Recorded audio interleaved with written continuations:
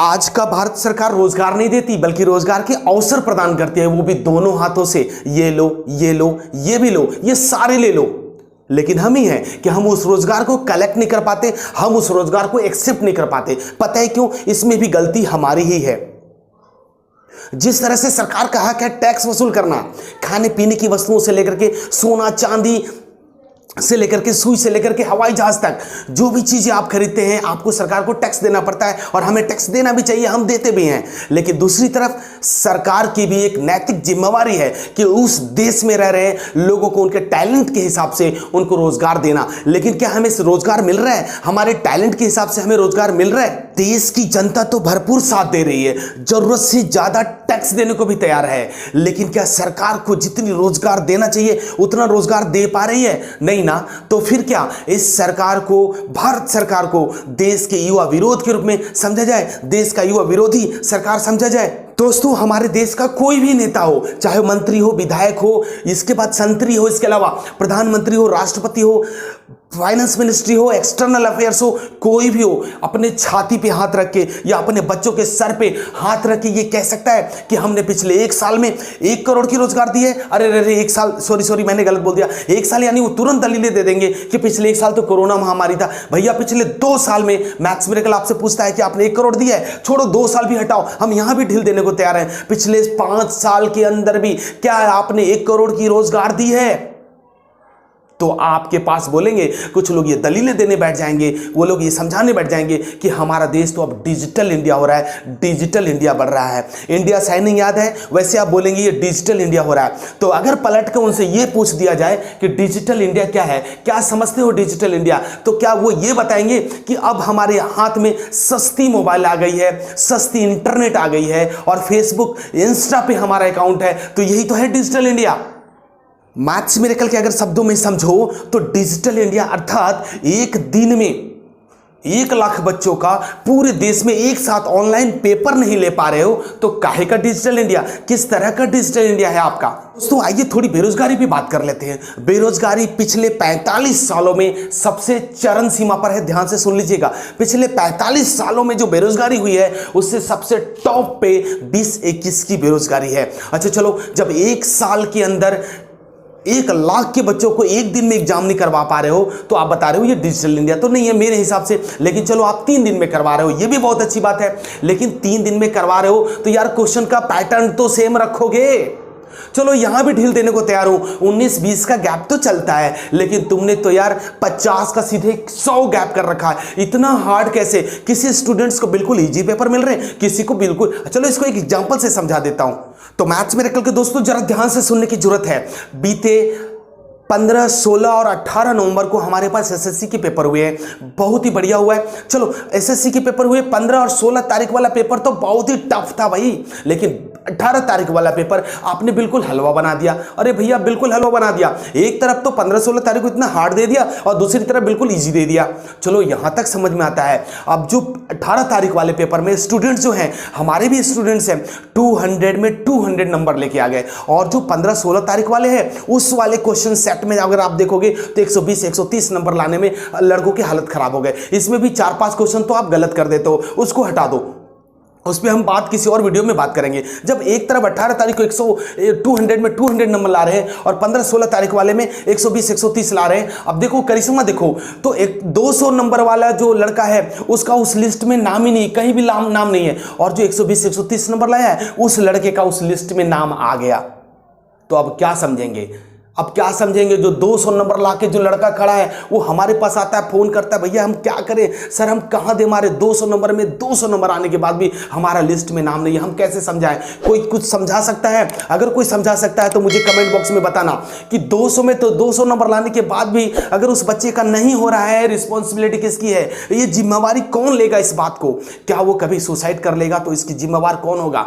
Teacher भी वही है, स्टूडेंट्स भी वही है, सिलेबस भी वही है, बुक्स भी वही है, आदमी कैसे पढ़ाए, क्या पढ़ाए?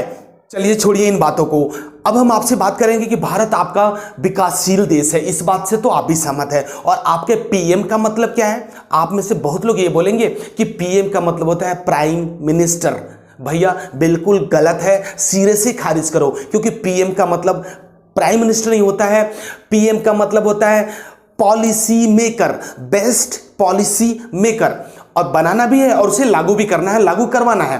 अर्थात बेरोजगारी पे, अर्थव्यवस्था पे, भूखमरी पे, उसके बाद इंक्रीज इनकम, आपके देश की इकोनॉमी कैसे ग्रोथ करेगी, जीडीपी कैसे बढ़ेगा, इस पे आपको पॉलिसी बनानी है और उसको लागू भी करना है। लेकिन आप कर रहे हैं क्या? आप बेरोजगारी पे कुछ बात कर रहे हैं क्या? आप भूखमरी पे कुछ बातें कर रहे हैं क्या? नहीं।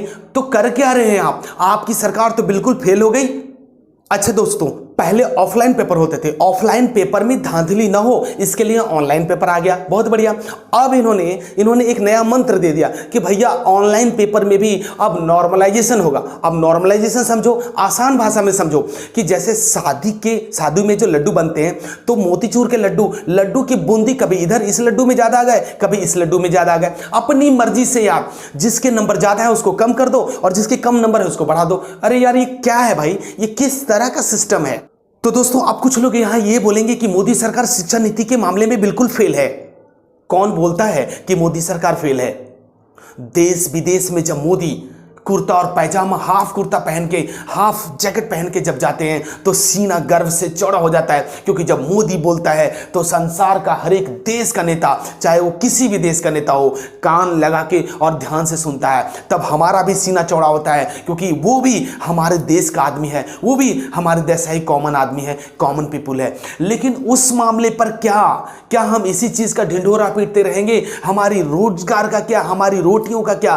रोटियों के मामले में, हमारे रोजगार के मामले में, बेरोजगारी के मामले में तो निस्संदेह मोदी सरकार फेल है। आधी वीडियो देखने के बाद अब कुछ लोग बातें करने लगेंगे कि मैथ्स मिरेकल वाले तो मोदी के सपोर्टर थे, अब ये मोदी के विरोधी हो गए, यानी कि कांग्रेस के सपोर्टर हो गए। तो दोस्तों, जब तक वीडियो फिनिश नहीं होता आप पूरा मामला समझते हुए चलिए। एक बात यहां पे मैथ्स मिरेकल आपको क्लियर कर देना चाहता है कि किसी का सपोर्ट का मतलब ये नहीं, या किसी का विरोध का मतलब ये नहीं कि किसी का सपोर्ट करना।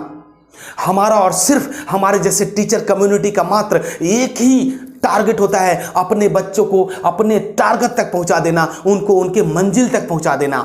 लेकिन जब हम लगातार अपना खोपड़ी खपा रहे होते हैं विदाउट पैसे, समाज में वैसे वंचित लोगों को जो इकोनॉमिकली बिल्कुल स्ट्रांग नहीं है, हमारे बच्चों से पूछो, बहुत ऐसे बच्चे हैं जिनके पापा एटीएम पे वो गार्ड की नौकरी करते हैं, जिनके पापा छोले कुलचे बेचते हैं, कुछ के पापा तो ऐसे हैं जिन्होंने गोलगप्पे की ठेला रखा है, हमारे वो बच्चे हैं। तो उन बच्चों की किस्मत का क्या? उनका भी ये टारगेट होता है कि हमारा बच्चा एक सभ्य समाज में एक इज्जत की नौकरी करे। लेकिन अगर आप नौकरी ही नहीं निकालोगे, अगर आप सही तरीके से उनको देखभाल ही नहीं करोगे, उनको एक टारगेट तक पहुंचा ही नहीं पाओगे, तो फिर हमारा क्या? हमारे जैसे टीचर कम्युनिटी तो फिर ऐसे ही बर्बाद होती चली जाएगी।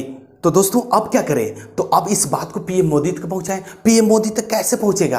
तो मीडिया तो है नहीं आपके साथ, मीडिया तो आपके साथ कुछ कर ही नहीं सकती, क्योंकि ये भांड मीडिया, ये दलाल मीडिया, देश की मीडिया हमारी ऐसे बिकाऊ है।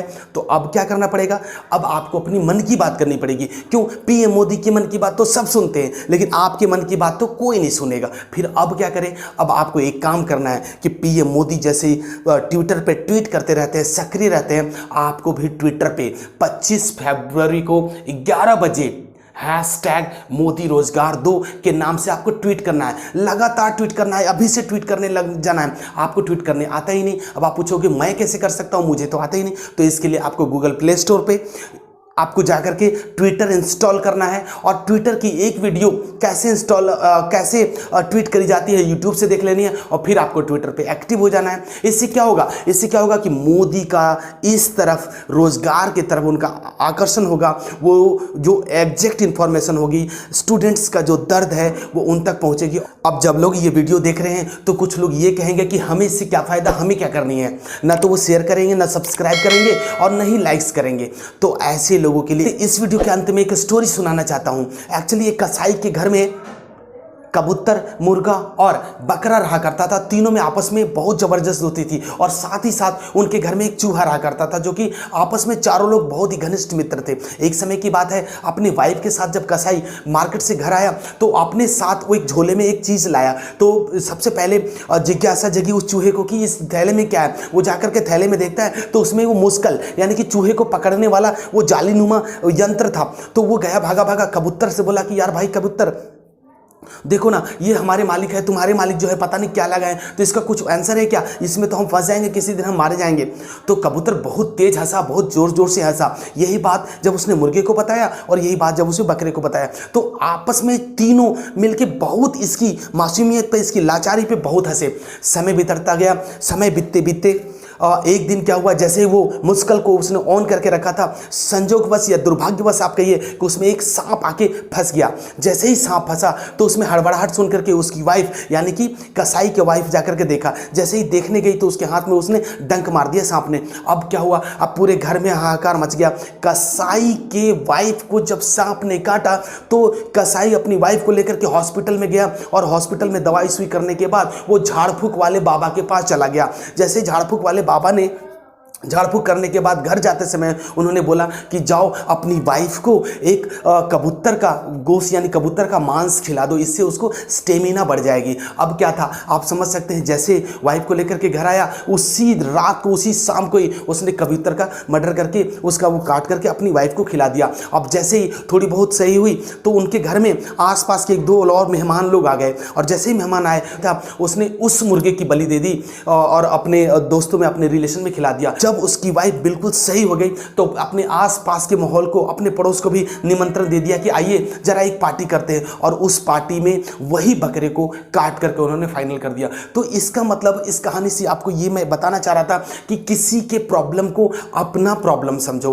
किसी के दुख दर्द जब कोई सुनाने आता है, जब कोई समझाने आता है, जब कोई बताने आता है, तो उसके अपने दुख दर्द समझ करके उसको सुनो और उसको कैसे इंप्लीमेंट करी जाती है आप करो। यहां पर जब इस वीडियो के अंतिम पायदान पे हम पहुंचे हैं तो चाहे आप वकील हो, चाहे आप डॉक्टर हो, चाहे आप बिजनेसमैन हो, चाहे आप छोले वाले हो, कुलचे वाले हो, बड़े हो, छोटे व्यापारी हो, सरकारी नौकरी है, प्राइवेट नौकरी है, हमें उससे मतलब नहीं है। अगर आपके घर में एक भी बच्चा है तो आने वाले दिनों में याद रखो वो इसी अंधकार के दलदल में फंसने वाला है, क्योंकि ये शिक्षा नीति बहुत ही गंदी नीति है और इस पे ट्विटर पे ट्रेंड चला करके ही मोदी सरकार के कानों तक पहुंचाई जा सकती है। आप अपना अपना डिसाइड कर लो, अपनी अपनी बातें कर लो कि क्या ये वीडियो सही है। अगर आपको सही लगता है तो कमेंट बॉक्स बिल्कुल खुला हुआ है, कमेंट बॉक्स में कमेंट करते रहो और अपनी जागरूकता, अपनी सिंसियरिटी को दिखाते रहो। इस वीडियो के अंदर इतना ही, मिलते हैं किसी अगले वीडियो में, तब तक के लिए जय हिंद।